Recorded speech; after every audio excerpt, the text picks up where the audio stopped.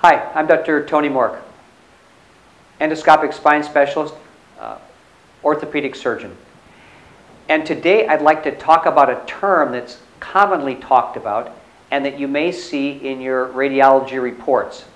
It's a term I don't like very much because it doesn't have very much meaning. It's not very specific. That term is spondylosis. And what spondylosis does is it refers to general osteoarthritic changes of the spine, whether it be cervical, thoracic, or lumbar. But it doesn't really have anything to do with where you hurt, which is the main reason people are getting x-rays, CAT scans, or MRI scans. It really only has to do with the radiology report. And it really only talks about or kind of gives a general reflection of wear and tear. Osteoarthritis essentially is a wear and tear change. Just like we have parts in our cars that wear out with time, that is the basic concept of spondylosis. It's a very non-specific term that means that things are wearing out. Let's talk a little bit about more specifically what it means. In this picture here, spondylosis can mean that you've got narrowing of a disc space. Now here is an example of a disc space that's still intact. We've got some space here. It's a little narrow in the back, but not too bad.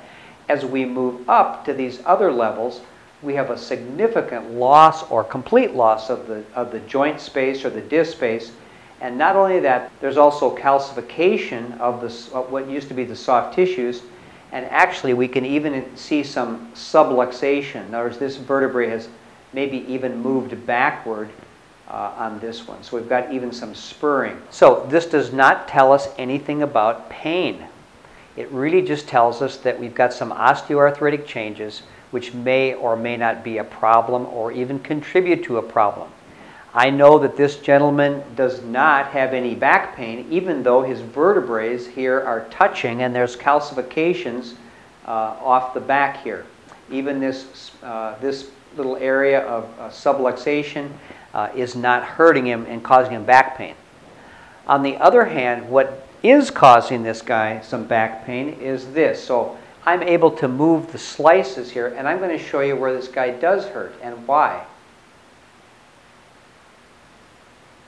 He hurts because we can see that spurring is part of osteoarthritis. So osteophytes and spurs are essentially the same thing. It's as a result of narrowing of the joint spaces and loss of this, creating some wear and tear changes. And actually, as a byproduct, you get some spurs or calcification. Well, why is this a problem? In other videos, I've talked about stenosis, and particularly foraminal stenosis. And we can see that foraminal stenosis could be a result of spurring of the facet joint. So here's a facet joint. Here's the nerve that's coming out that would get pinched. Let's look at it in what the CAT scan shows us. Here's a spur that sticks up into the foraminal canal and would be probably sitting on top of the nerve that passes through here. So we've got a calcified spur that actually pushes into the nerve root as it leaves. And in this gentleman was causing him some pain way over on the side of his back. Not the back, but over, out toward the outside of his back. So I want to just show you some other levels that have exactly the same problem, although in this gentleman they were not symptomatic. These are fairly small foraminal canals here, and up here we see another small foraminal canal with a spur from the facet joint sticking into it. Another example I'm going to show you of arthritic changes in the spine, in addition to disc changes, are changes of the facets, which showed spurring in those films, but they can also just be abnormally large. So in the next film, I'm going to show you an orientation of the spine like this, where we're looking down the spinal canal.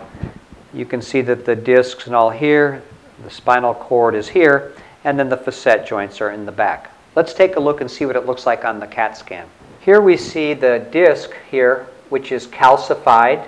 You even see some fracturing of the annulus and the calcification of the disc with almost a big fragment coming out, and it's pushing into the foraminal canal. So it's this fragment here is pushing into a place where the nerve should be. There's no even joint left of the facet, so the facet joint is gone. On this side, the facet joint is gone, and you can see these calcifications that come out and push into they can push into the nerve root trying to get out. In addition to the foraminal stenosis that they can cause, we can also have central stenosis, this is where the cauda equina or the remnants of the spinal cord are located as well. So spondylosis is a general term reflecting osteoarthritic changes. It's a radiology term. It's not a term that I use very often just because it's meaningless. It doesn't specify to a certain place. It's very general, and it doesn't specify where you're hurting. So it's a term I tend to avoid. Hey, listen, thanks a lot. If you got any questions, be sure to ask or check into my website, drtonymork.com. Thanks.